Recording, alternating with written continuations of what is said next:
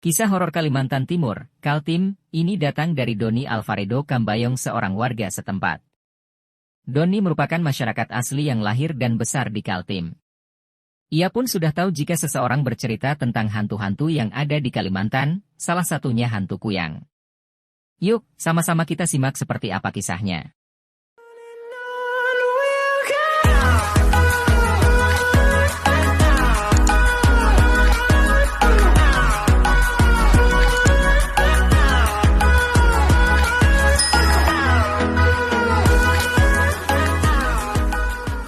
Sosok kuyang yang melegenda.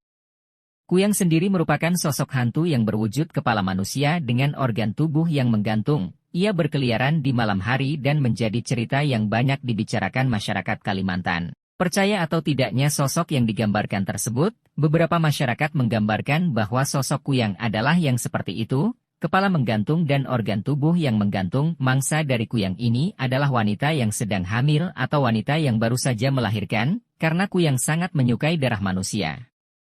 Bahkan, jika ia tidak menemui wanita yang melahirkan, ia bisa mengisap darah menstruasi wanita yang dibuang sembarangan. Tempat menjadi sarang kuyang. Doni tinggal di pinggiran kota. Tetapi meskipun begitu, ia mendengar lokasi di mana menjadi persembunyian sekaligus sarang kuyang. Doni menyebutkan, sosok hantu ini berada di antara 3 kampung di dalam hutan Balikpapan Timur. Ia bersembunyi di hutan. Sekarang hutan di pinggiran kota sudah banyak berkurang seiring pembangunan daerah. Waktu Doni masih duduk di sekolah dasar saling berbagi cerita seputar kuyang. Ia mengaku awalnya takut layaknya anak kecil polos, namun ketika Doni beranjak dewasa ia berpikir bahwa cerita teman-temannya dulu itu hanya mitos belaka. Meski awalnya Doni tidak percaya adanya sosok yang dinamakan kuyang tersebut. Namun Doni akhirnya menyaksikan sendiri kejadian di luar nalar itu. Dan pernah menyaksikan langsung penampakan kuyang. Kejadiannya terjadi kepada pasangan suami istri yang merantau di Kalimantan dan mengontrak di sekitar rumah Doni. Saat itu istrinya sedang hamil dan tetap harus bekerja di saat kondisinya sedang berbadan 2. Sebenarnya warga kampung juga sudah memperingati wanita tersebut agar tidak pulang terlalu larut, apalagi jika tidak ada yang menemaninya. Sampai wanita tersebut pulang lewat jam 11 malam dan melewati jalan pintas lewat kebun kelapa. Keesokan paginya wanita tersebut kaget karena mendapati perutnya sudah kempis, dan tidak ada janin di dalam perutnya.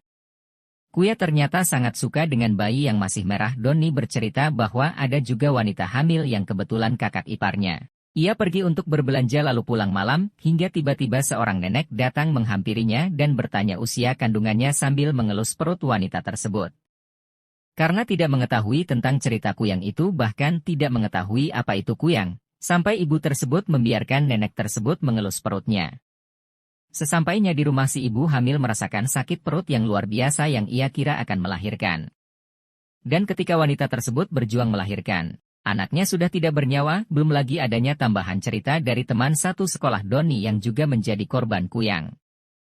Ketika itu, istri temannya itu baru pertama kali tiba di Kalimantan. Saat itu anaknya ditaruh sendirian di kamar, sedangkan mertuanya masak di dapur.